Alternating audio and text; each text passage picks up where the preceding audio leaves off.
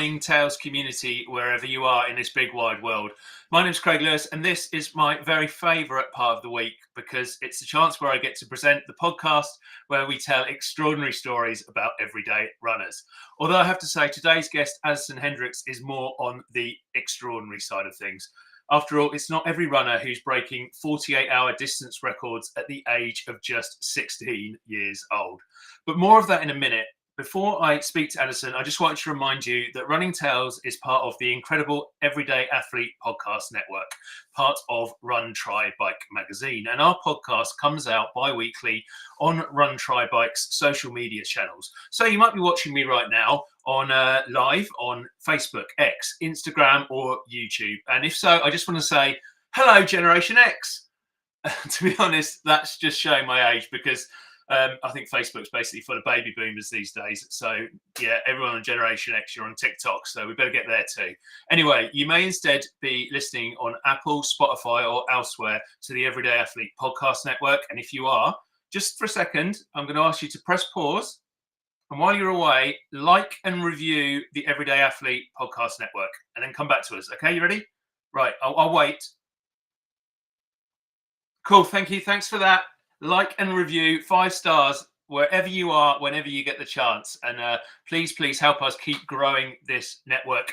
And make sure also to check out all the other fantastic shows on our podcast network, from the brilliance Beyond the Finish Line with Joe Harden to debates about pineapple and pizza and so much more from Om Gandhi and Jason Bahamundi on their Fireside Chats podcast. So anyway, let's get to the important stuff. Let me introduce you to today's guest, Addison Hendricks. Something of a ultramarathoning prodigy, Addison ran more than 130 miles in just over 37 and a half hours when he was just 16 years old. And we'll definitely be talking to him about that. Now, I think he's 25, 26. We'll check that maybe too. Addison's gone on to compete in some of the toughest races around, including ultras, which close in on up to around about 400 miles. Yeah, let me just repeat that, 400 miles. And I thought I was doing well when I got to 40. Not only that, he's won a lot of them as well. So without any further ado, let's bring today's guest, Addison Hendricks, forward onto the Running Tales podcast. Hey, Addison, how you doing? Good. How are you? Yeah, I'm good. Thank you so much for joining me to have a chat about all things running today and your running story. And it kind of seems to make sense to me to start back when you were 16 and perhaps about to take that record on. But what I'm interested in to start with was how much running you'd done before then, because I think you told me when we were chatting beforehand that before taking on that massive distance, you'd only run up to 16 miles or something? Yeah, that's correct. I at that point I'd never even done a marathon. I think I'd done a couple half marathons and a couple like sprint triathlons, but never ran a marathon. It was only 16 miles was my furthest run. Yeah, and did you, having only done that, I mean, that's probably still a decent distance to do when you're in your early to mid-teens, but obviously nothing like what you've gone on to do. Did you sort of know at that point that you liked running, that you were pretty good at running, that you could keep going for long distances? I mean, it was definitely a abnormal event for my first go at it. To be Yeah, setting an American record. So I mean, I really enjoyed it. I liked it, and I kind of caught the bug. At that point, I was still in high school, so I was yeah. very limited on the races I could do just because I had to be at school, and then my parents were like, "You're going where? No, no, no, you're not flying to Oregon to run that. You're staying home." So I was very limited when I first started, financially, time wise, and just what my parents will let me do. Yeah, sure. And this chance came up because it was an event I think that your coach actually put on himself. Yes, it was he was holding it as a fundraiser for our cross country team, to buy uniforms, book trips, do races out of state, stuff like that. And he came we were after practice one day, he just got everyone around. It's like, "Hey, we're looking for volunteers to work, the aid station and help the other runners, organize packets." And it's like, if any of y'all want to sign up, just come out, run 1 mile, 10 miles, whatever you want to do, because it's a 48-hour run, so there's no minimum distance required. Everyone's a finisher.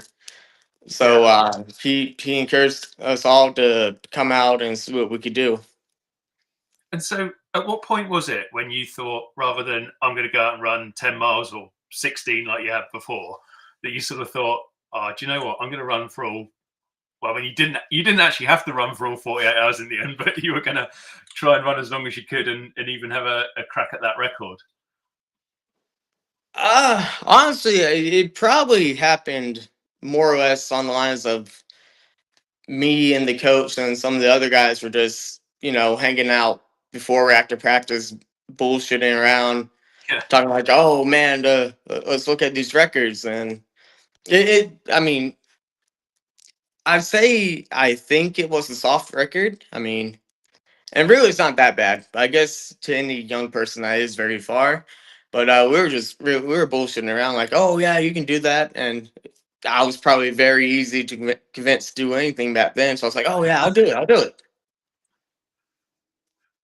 Was there an sort of, I guess, an air of, I mean, the sort of confidence you have in your teens, but also perhaps almost a naivety about it because it's like, I've done a bit of running. I can just keep going. It doesn't. It's all right. I'll do it. Well, I mean, I had nothing to lose. I mean, Yeah, either yeah. I did it or I didn't do it. And how did it go on the day? I mean, actually, just to rewind a second, because again, you hadn't done this distance. Did you have any thoughts beforehand about pacing, nutrition, all the things I'm guessing, which is like second nature to you now? But at that point, you probably were just like, just going to turn up and jog. Oh, that's funny. That's funny to think about my mindset back then, because Yeah, I didn't know nothing, nary nada, nary nothing, nada nothing.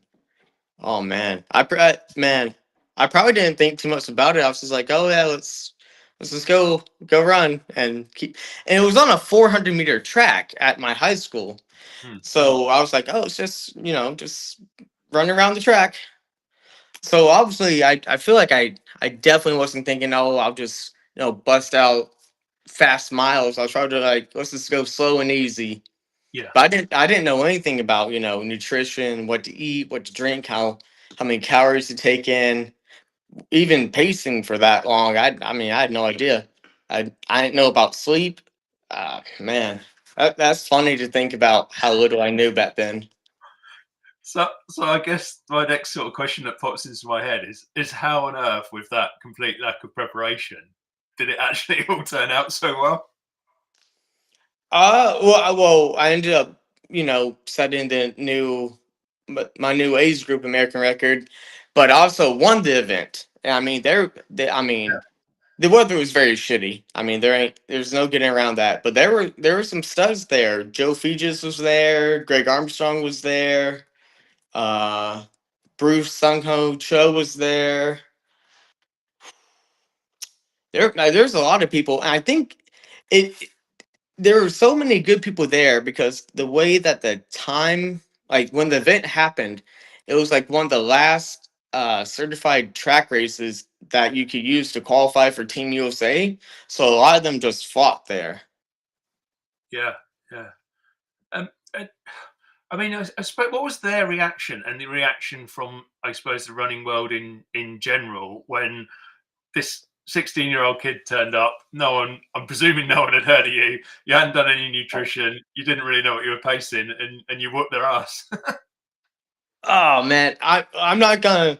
I did win. You can look on Ultra Sign Up. I took first place. That's a Yeah, fact. You can look that up. But they would have wiped the floor of me if they had stuck around. But there was a bad rainstorm that came through, and I mean tents got destroyed. I mean, people just kind of was like, all right, it's not a Team USA kind of day, so they dropped. yeah. Um, but even like. I feel like in my early days of ultra running, a lot of the questions were like, "Oh yeah, so who here's your mom or your dad?" I'm like, "Oh no, it's just me." Um, And were people kind of impressed by what you were achieving, and were they looking at you and going, "Oh, do you know what? This guy's got a future in this sport." Because I don't know. I mean, we're talking what 9, 10 years ago, aren't we? And Yeah. ultra running has grown so much in that time to become, I think, a much more professional thing. I mean, there's always good ultra runners around, obviously, but it's a lot more professional now than it was 10 years ago with contracts and all that sort of stuff and sponsorship. And so at that point, was it something people were earmarking you to go into professionally, or that you even thought about doing yourself? Uh, you know, I don't know. I mean, I've kind of always known. I mean, even today's world. I mean, I don't know if there's anyone that makes a pure living off ultra running. I mean, ultra Yeah, running is not. I've been told by many of my mentors, ultra running is not the sexy side of running. There's no money waiting for us. yeah. If I want to make money running, I better go run a fast 100 meter. Yeah, yeah. But was it in your mind that this was what you, along probably with other stuff that you wanted to do, that you were always gonna continue running? Because there's a lot of change in there between 16 and early 20s with all the other things that get in the way in our late teenage years, I suppose. Well, back then I did not know. Obviously now I know that like the only way that I'm not running is if I'm dead or, I literally cannot. Now Yeah, I know that I'm gonna be running for as long as I can. But back then I didn't. And there was a time because I'm self-employed, I run my own business. I think around like 2019 or 2020, I took a pretty long hiatus. right. And I mean, I think I still race like once or twice a year, but I mean, I guess I mean things could have gone away where I just didn't run anymore. But luckily, I got back into it. Did you always enjoy it, even like and doing the long distances? Even like thinking back with teenage years, because like there's not many teenagers who can keep their heads in anything for 3 hours, let alone 37 and a half. um, what was the question? I just did you always enjoy it? Did like I'm thinking running 37 hours around a track. Even at my age now, I'm thinking, God, man, that'd be so boring. And for a 16-year-old, I don't know. I mean, yeah, I've always enjoyed running since I've been running. That I've always enjoyed it, and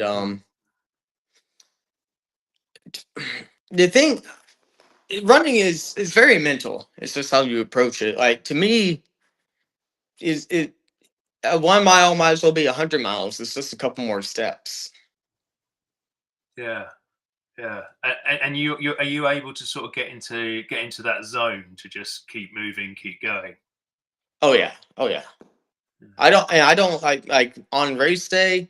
Like I like anyone who knows me knows I'm pretty goofy and loud. But come race day, you'll see a completely different person. I'm not talking to no one. If someone says hello to me, it's mm, mm, mm. And because I'm there to do a job come race day, and man, I like if someone like wants to run next to me for a little bit, I don't care. We can chit chat, but we're not about to start talking about pace or how far we've gone or how far we have to go. I don't want to hear any of that. Mm. Yeah, so it's properly in the zone and everything's planned out at the start. Um, Mhm. yeah, I'm quite interested in that actually, because like, how easy is it to plan a race when you're doing long distances, 100, 200, 300 plus miles? I'll tell you what, and this is it sounds very ass backwards, but I find it easier to plan a self-supporting race. Yeah. Let's just say 200 miles. We'll say a 200-mile run. I find it much easier to plan if it's all self-supported than if it's a 200-mile run that has aid stations and then drop bags or rotating drop bags where you see the same drop bag multiple times. I would much rather be left to my own devices the entire time because then I don't have to, there's no variable like maybe they'll have this there, or maybe they'll be set up in time. Maybe this, maybe that. When I know if I walk into, a gas station, what they're most likely going to have every time, and what time they're open, what time they close. Yeah, yeah. And would you know about what stops you're going to before you set out, or is it a case of here's something along the route I best dive in now because I'm starving or whatever?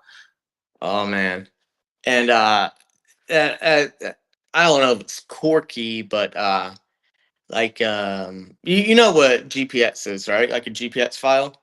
Yeah, of course. Yeah.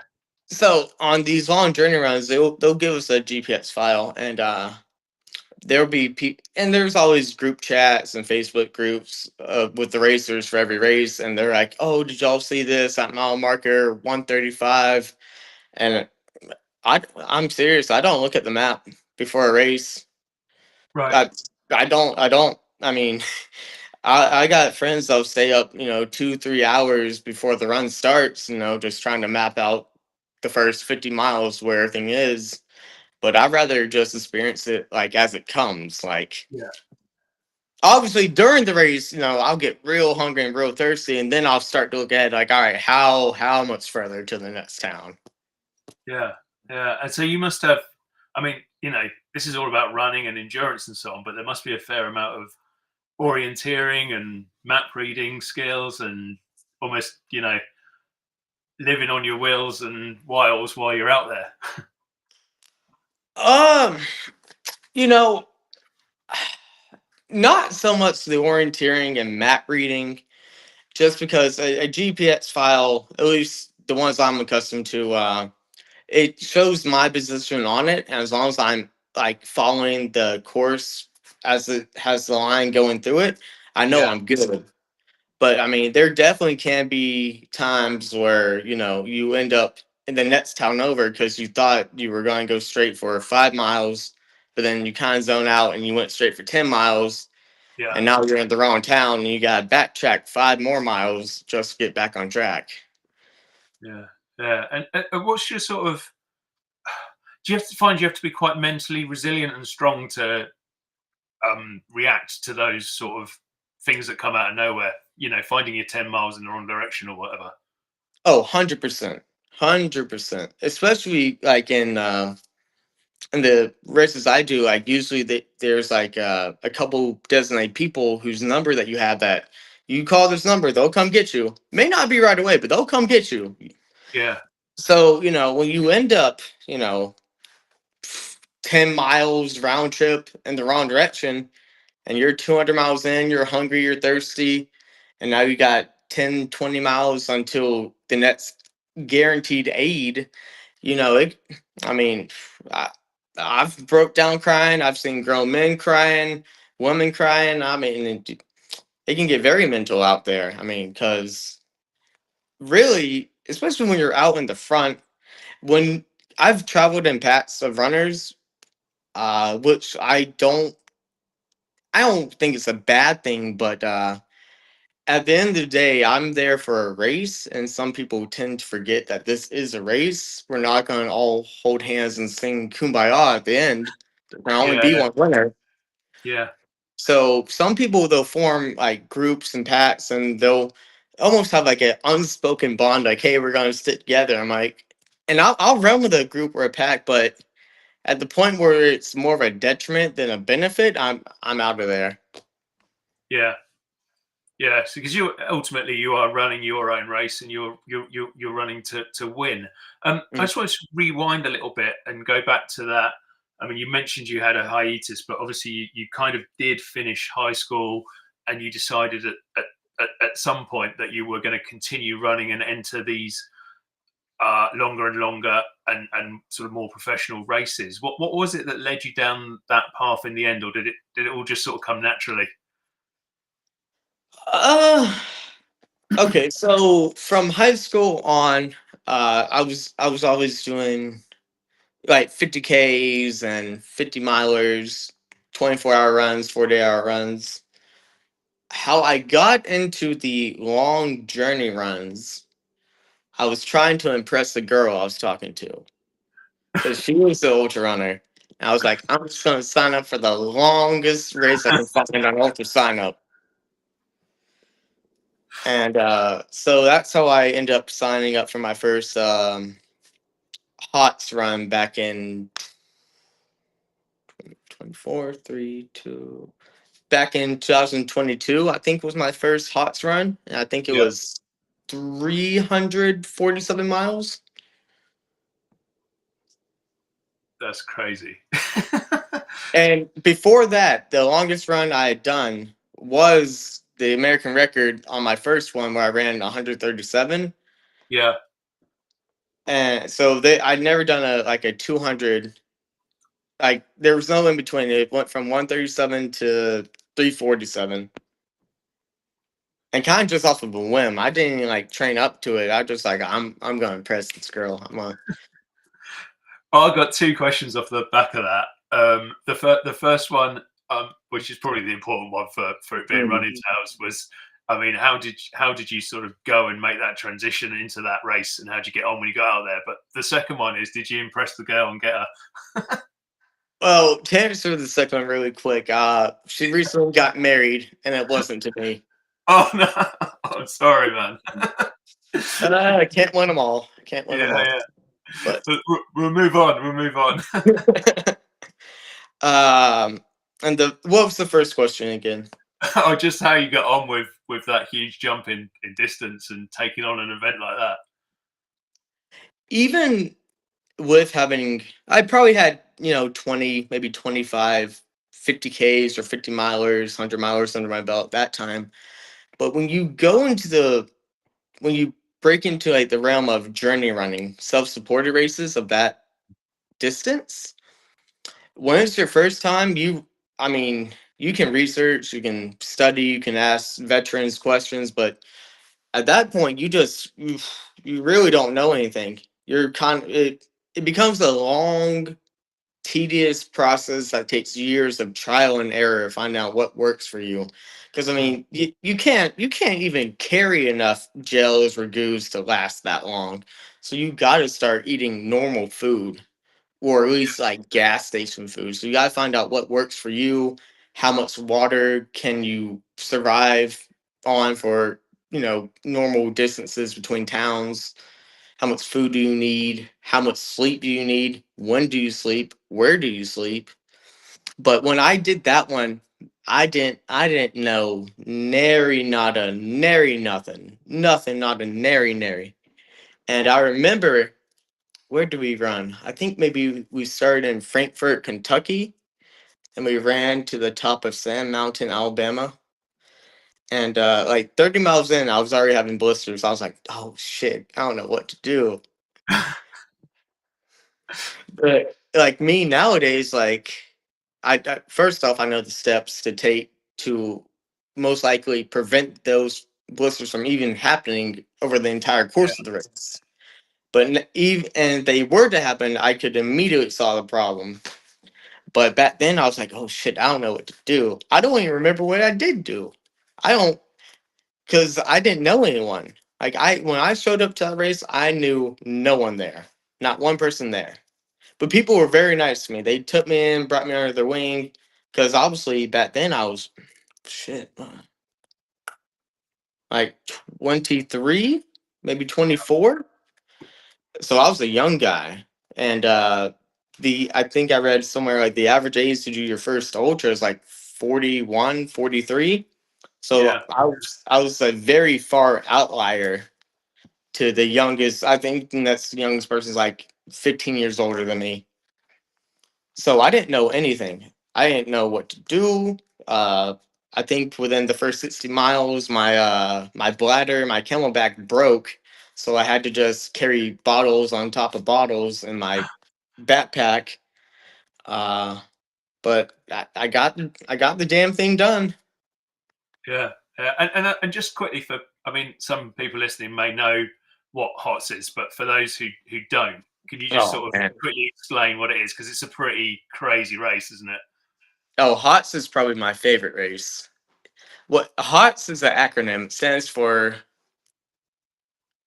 Heart of the South.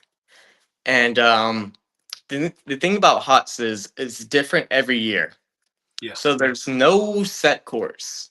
I think this year will be year 5, and it is always different. Starts in a different place, it's a different distance, but you always end at the same place, which is at the rock on top of Sand Mountain, Alabama, near Kimball, Tennessee.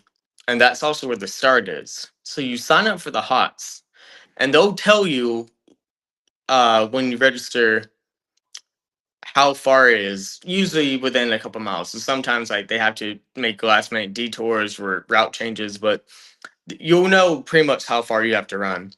Hmm. But that's all you know. So you sign up, you pay your money, and when you show up, they have a, what do they call it? They call it they have a dinner the night before you get on the bus. I forget what they call it. They got some fancy name for it. Yeah. But so you eat dinner, then you go to your hotel room, and then you drive your car up to the top of the Sand Mountain, and there's a cornfield waiting there. So everyone parks their cars by the cornfield, and they have tour buses waiting. And you don't know where these buses are going. You have no idea where you're about to go. So everyone gets their pats on and their trekking poles, and they get on the bus. Yeah. But we don't know where we're going, and everyone's like, "Oh, they're losing their minds on every turn." And the bus driver, like, he'll kind of like swerve in the lane, like, "Am I going to turn left? Am I going to turn right?" And then people, every turn, people are like, "Oh man, whoa, we're going to Charlotte, North Carolina." And then he'll turn left, and then they'll be like, "Oh no, we're going to West Virginia." And I really don't care. I don't pay attention to that stuff. But it's cool because you don't know where you're going, and so the tour bus will drive you hundreds of miles away. I mean, it's an all day event, and when they stop for the night, like in a hotel, you still don't know where you're going until they release the GPS file, which usually happens 12 hours before the race. And when you get that GPS file, even if you're in, um, like this year, we stopped in, where did we stop? Uh, what's that town called? I think we were in Dothan, Alabama. Ah, fuck. Anyways, so we stopped in one town, but the race started in Destin, Florida, which was an additional 2-hour drive in the morning. So we Right. all thought we were starting in Alabama, but we were starting in Florida. Right. And so we had another 2-hour drive there in the morning. But that's the cool thing. You just like you sign up for a race and you don't know where you're going. Like you get on this tour bus, you still don't know where you're going. And Yeah. I just like that. And it's different every year. And I don't know. I think it's cool.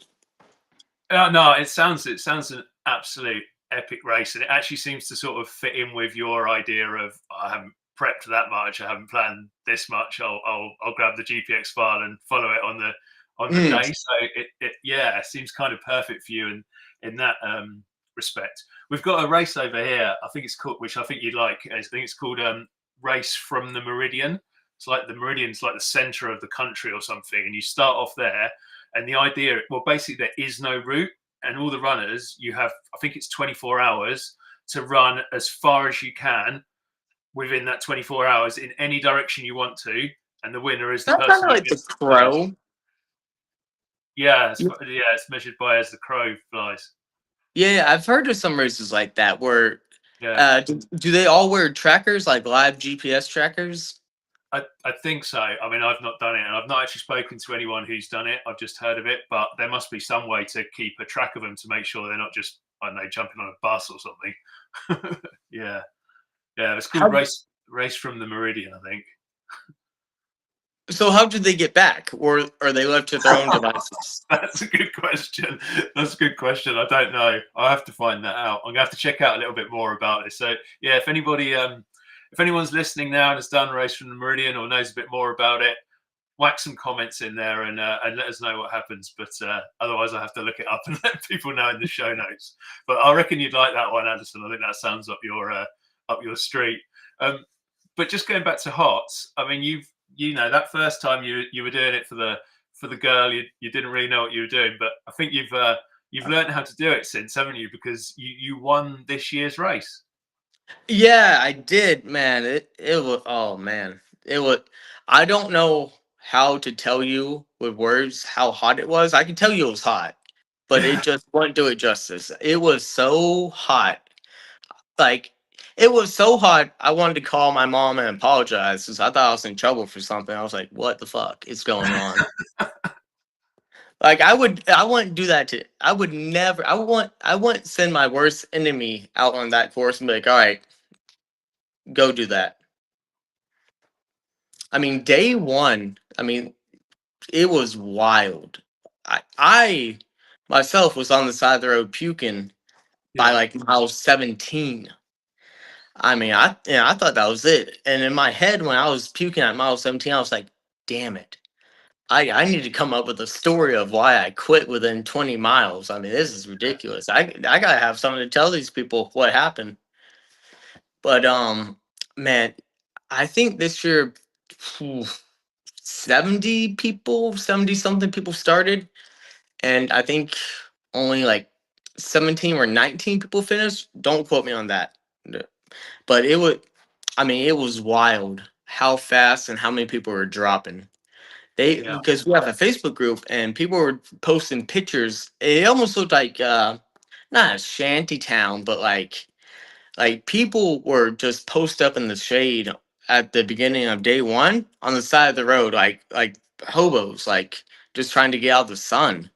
yeah. Which is a, it's a good tactic. I mean, I've never done it for a long period of time, but there's been races where I'm like, man, I'm so tired. I'm just gonna go in the woods and wait till that sun goes down, and then I'll start running again. But man, hots this year, it's the longest hots they've ever done.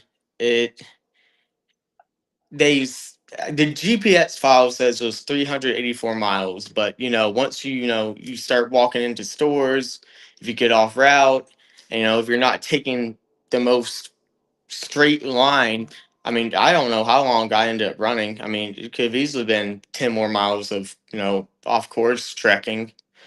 Yeah, But yeah, hots this year, really, it quickly, I had a slow first day, I think. And I usually always try to be conservative day one because I forget who said it, but real famous ultra runner said, no no race has ever been won on day one, mm, only lost. Like, as in, if you push too hard or if yeah, you just put yourself in the hurt locker on day one, it's hard to recover while you're still running on day two. But the race, it quickly boiled down to really me and two other gentlemen. Me being one, and then another fellow named Jim Wynn. He had just ooh, Jim Wynn. Yeah, he had just won the third circle of hell, which is another long, hard race that the same people put on. And by the way, Hawks, it's put on by Gary Cantrell, Lazarus Lake, the guy who puts on the Barkley. yeah, So Hawks and Ball State are all, you know, of the same family as the Barkley Marathon or the Barkley Fall Classic.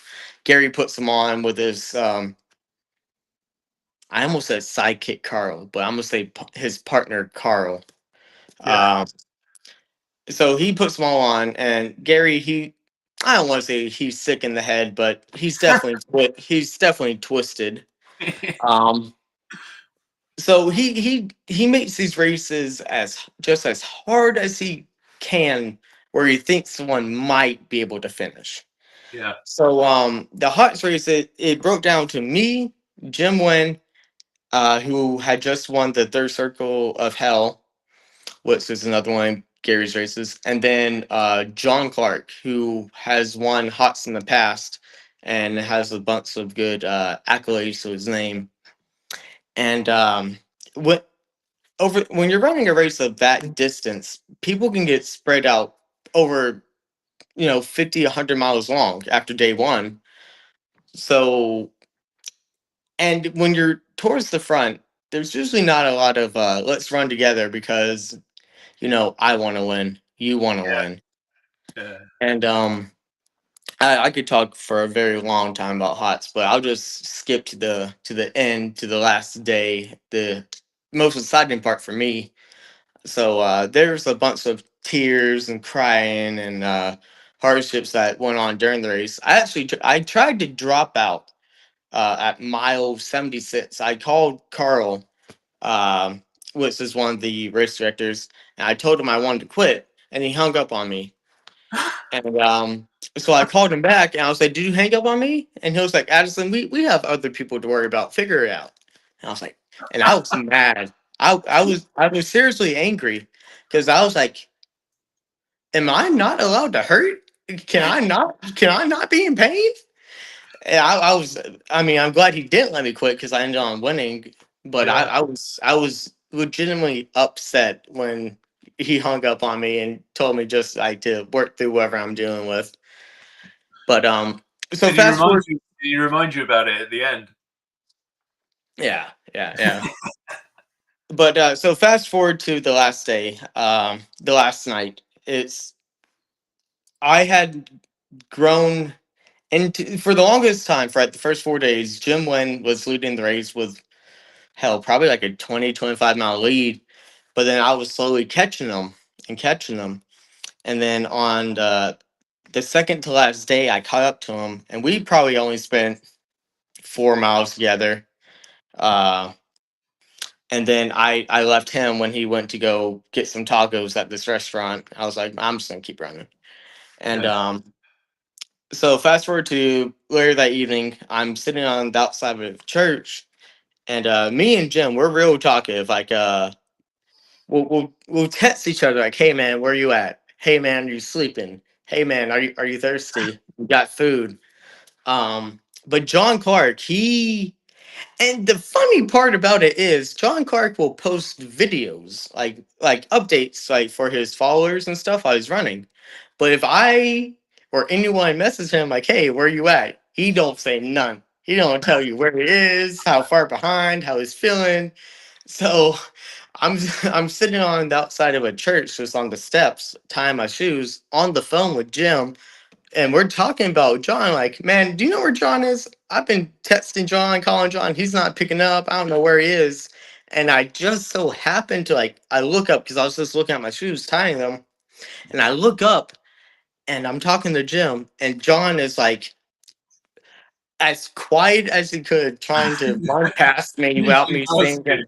that. Like he was trying to sneak past me, and I was on the phone with Jim. I was like, "Oh shit, John's right in front of me. I gotta go." Boom, hung up on him, and I tied my shoes.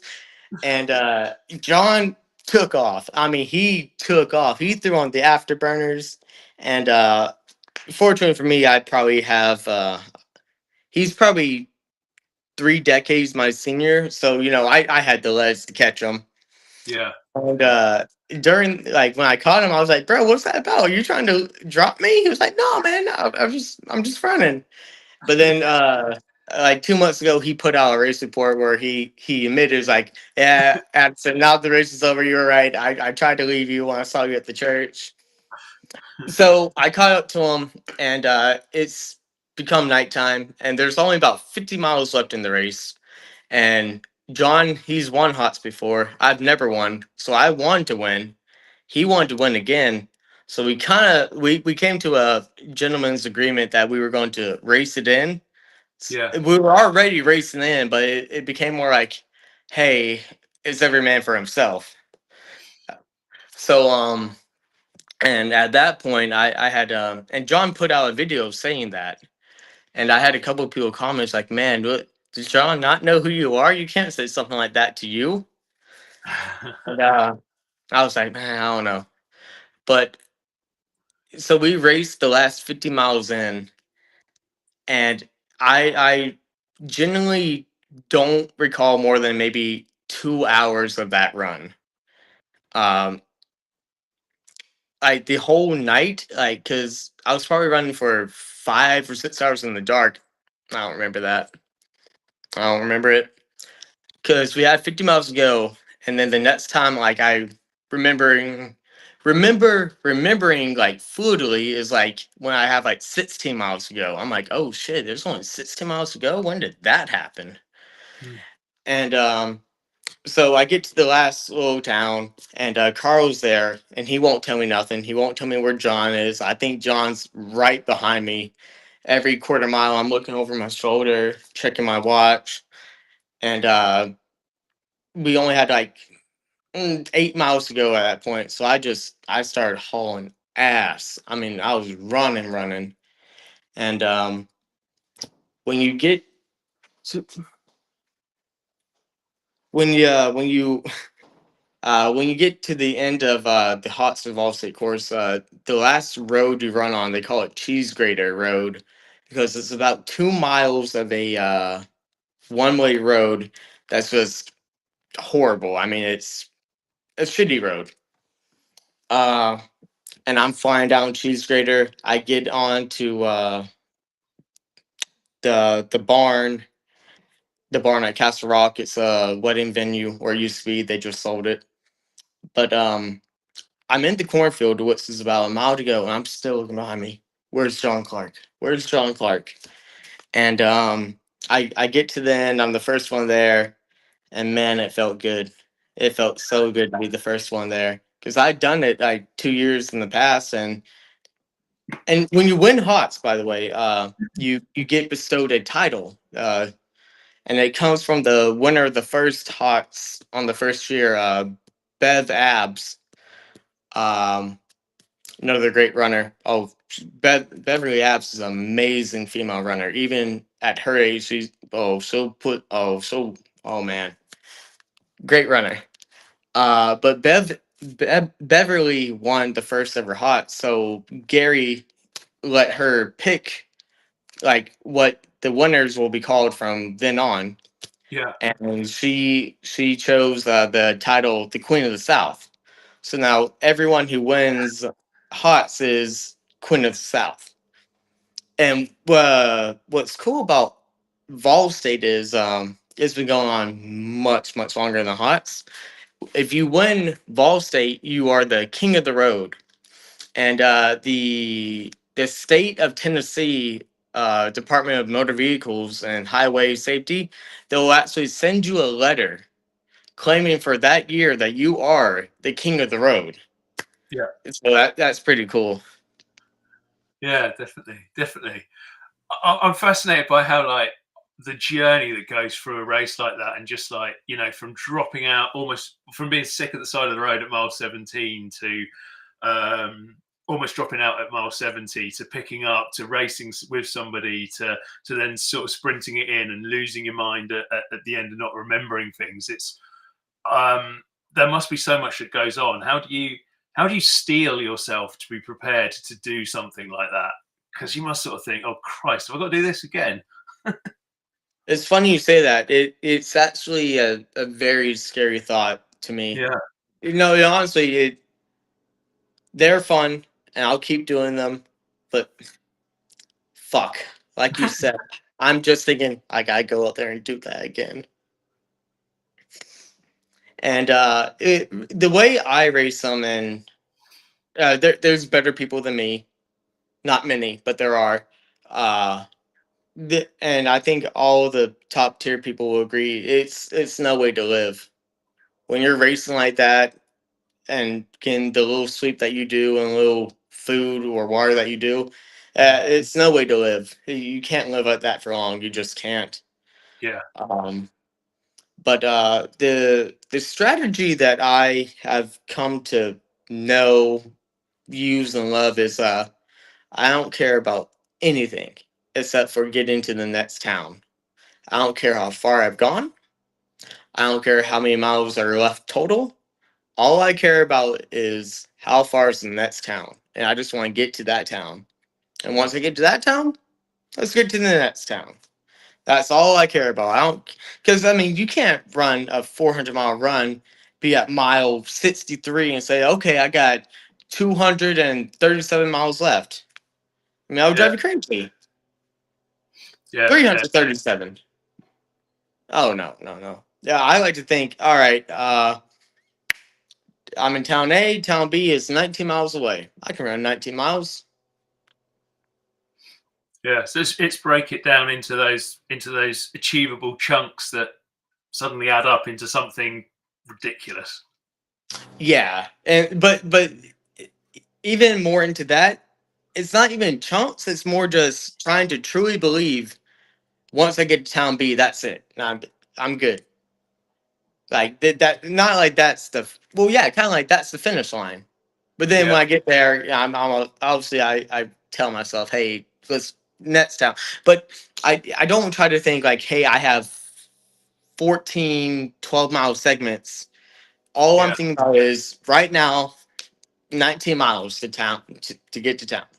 hmm, yeah, because that becomes that distance becomes achievable in your mind. Whereas if you were to allow yourself to think of 330 more miles, you'd, wouldn't it? It's no one's going to be able to cope with that in their head. You know it's there deep inside, I guess, but by Yeah. breaking it down, you can it becomes becomes achievable. I think.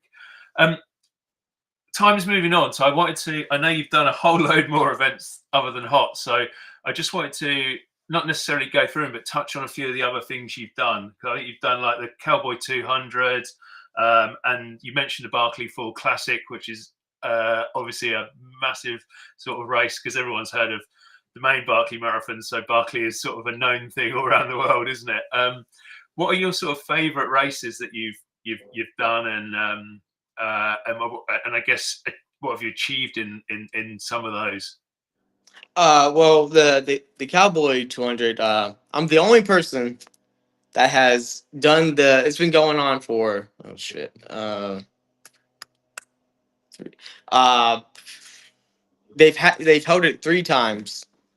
You know, I'm the only person that has completed completed the 200-mile run every year.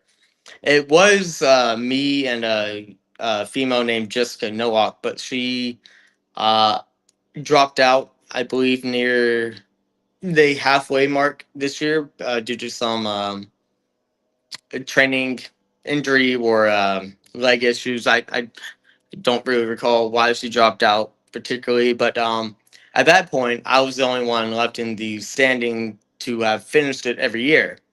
And Yeah, for me, that's cool because you hear about people that go like the guys that have run the Boston Marathon with the New York Marathon every single year, and yeah, how every year the group gets smaller and smaller because like maybe someone will die or someone can't make it because of some emergency, so the group gets smaller and smaller. So I mean, at year 4, I'm the only person that's been there every time. So I like that, and that takes priority on my race calendar over hell any race really at that point of the year. yeah, So, yeah. uh, So I should have said, I think the other thing you've done is you mentioned Vol State earlier, but when we were chatting before, you were saying about how I think that race and Hots is only about 3 weeks apart, which is just mhm. ridiculous for two races of that size. So that's over 300 miles as well, isn't it? And when you won Hots, you came second at Vol State, which I think you told me was the best performance at that double. So I guess that's something to be pretty damn proud of as well. It ties the best effort from the double. The and I did that this year. 2024, I won Hots, and then came in second in Ball State. But the year prior, Bob Hearn, he won Hots, and also came in second in Ball State. Yeah. Now, my Vol State time was, like 2 hours faster than his, but his HOTS time was, a lot faster than my HOTS time this year. But you can't, the HOTS times, the course is different every year, like Mhm. completely different part of the world, different, not part of the world, but completely different courses. So it's hard to judge like similar results, like 2 seconds and one first. Now, if I were to win Hots and Vol State, then obviously I have the best double performance. But right now, only me and Bob Hearn have win at Hots and a second place of Vol State. Yeah. Yeah. Um, um, kind of what's next for you? I mean, I suppose not necessarily in terms of races. I mean, I'm sure you'll be going back to some of. Well, I know we've already said you'll be going back to some of these ones, but where do you see yourself in maybe 5, 10 years in the ultra running world? Do you have a hope to be sort of, I don't know, a John Kelly style household name? Is that in your mind to get to that sort of level? Where's next for Addison? Well, in 5 years, I will be 31 years old, so I'll still be a relatively young man. Yeah, But I hope I just hope that my body will let me keep doing what it likes to do. Um, and obviously, I hope to get faster and stronger. And like I said towards the beginning, the journey runs, which is what I sell at, it's what I like.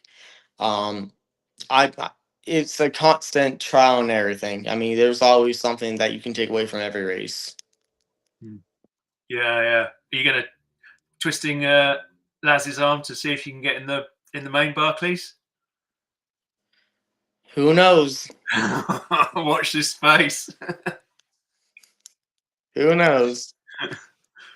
Because I mean that would be an epic one, isn't it? That's one that everyone sort of looks at every year, and even people. Oh, we had because Jasmine, mainly because of Jasmine Paris, but people over here in the UK, no one had ever heard of this race outside of geeks who look at this sort of thing, and then Mm. suddenly the whole of the country is like, "Have you heard of this race over in America?" And it's just known, isn't it? And it must be even bigger. It must be huge where you are. Man, it see, the Barkley Fall Classic is more public domain, and the Barkley is a terribly kept secret. Yeah. But even amongst that, no matter how terrible the secret is, it's still hard to get in. Even if you know the steps and various other things you have to do to even be considered, at the end of the day, they only take 40 people. Yeah. Half of those people, go to overseas runners. So in the States, I mean, you're looking at what, 10 males, 10 females every year. So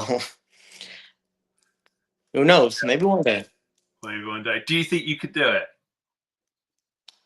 Uh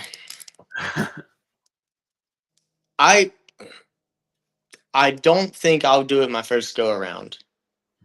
But you give me 2 or 3 tries, which is probably the standard for how many people have finished nowadays. Is it 20 unique finishers? Yeah, it's gone up a bit in recent years, hasn't it? Yeah, well, this year, I mean, it makes Yeah, up about 25% of the total yeah, finishes. But yeah, what was I saying? It's even more rare that someone will finish on the first go around. I don't know the number of how many people have finished on the first try, but I think the average is it takes someone about 3 tries to get their first finish. Hmm. Um, so I feel like I'm in that boat. I'll probably go up there year one if I ever get in, and really get humbled, get my ass handed to me, and I'll probably spark the fire. Like, all right, I got to lock down and focus because I'm coming back with a vengeance. yeah. Well, we will watch this space, as I say, Addison. It'd be awesome to see you. Well, we wouldn't see you because you never see anyone out there, do you? But to hear about you being out there and doing that one. Do you ever look at more? I suppose commercialized might be the wrong word, but more. I'll use it. More commercialized races. I don't know, Mm. Western States or UTMB or anything like that, or do they not really interest you? Oh, we are live, aren't we? But I'm only myself, so I can only be honest. Uh, I have no desire to do any of those races. Not even a little. Even if I was given free entry, I'd probably not go.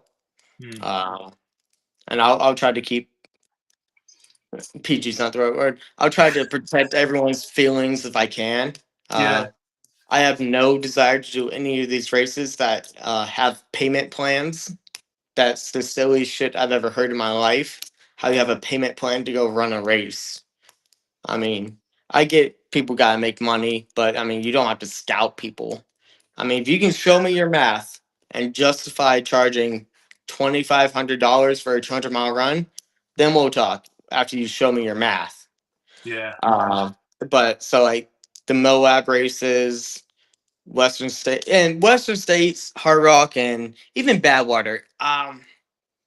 To me, and this is my opinion, it just seems very media covered. It seems flashy, and I just I don't have a desire to do them. Because come Badwater time, I always see the photo ops and people taking tons of pictures, and I'm like, man, I don't know how the race to get ready for. Yeah. Yeah. But yeah, so the Western races, I don't have any desire to do those. Does it sort of, I don't know if disappoint you the right word, but do you sort of, does it, do you look at the sort of commercialization of ultra running and you're like, do you know what, this isn't what I wanted to do, and this isn't what this sport was supposed to be, because it's supposed to be people not necessarily just rocking up, but doing the training, doing the work, but turning up, being chilled about it, getting on and having a run and enjoying the run. Whereas it's become people posting on Instagram and articles in the New York Times or whatever. Well, the thing, I think when you break it down, like to its core, at least for the majority, and I don't want to screw the minorities, but I think the majority of people would like to think that running is supposed to be free. Yeah. Anyone can just go lace up their shoes and run. But when you start putting these ridiculous price tags on it, it just it seems fucked up. It seems fucked up. Look, I get it. I'm a business owner.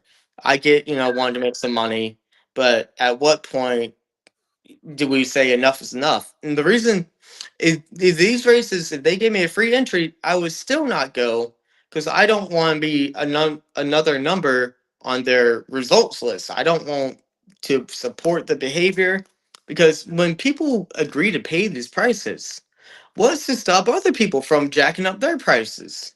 Yeah. Because and it breaks down to a lot of people think, well, I'm just one person, I can't solve the problem. Well, you're not helping the problem by contributing to this behavior. And I get it. I'm not bad mouthing the race directors. Well, maybe I am, but I just don't support charging that much money for a run. I get, especially when there's volunteers. Like there's volunteers. It's not like, and when you're holding a race like in the desert or in the woods, you're not paying the police to barricade roads or block off traffic. I mean, Yeah. but that's the thing. It's just it seems like it would start to exclude a lot of people, because I have obviously have a lot of friends in the running world. We talk about this stuff. It's like, hey mate, did you see that new 300-mile run in whatever town? I was like, yeah, man, I think I'm gonna sign up tonight.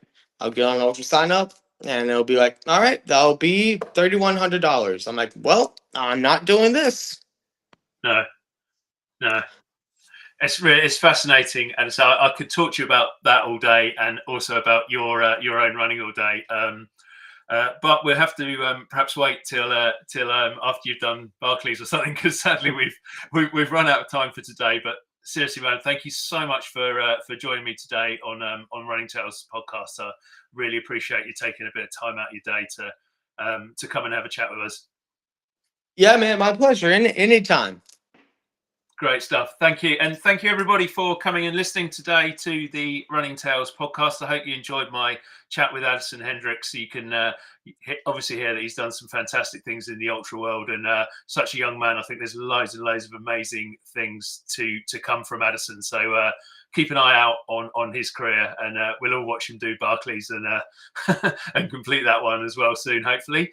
If you enjoyed today's podcast, if you enjoy what we do here on Running Tales, do please give us those likes, give us those reviews. It makes a massive difference. Remember, you can find us on Spotify, Apple, etc., etc. But search for Everyday Athlete Podcast Network. Running Tales is part of that network, so that's what you need to search for. Go and find us. Go and like what we do. Go and review what we do, and keep on listening to this podcast. We love having stories like Addison's. We love you, our audience, listening to us, and thank you so much, everybody, for joining us today.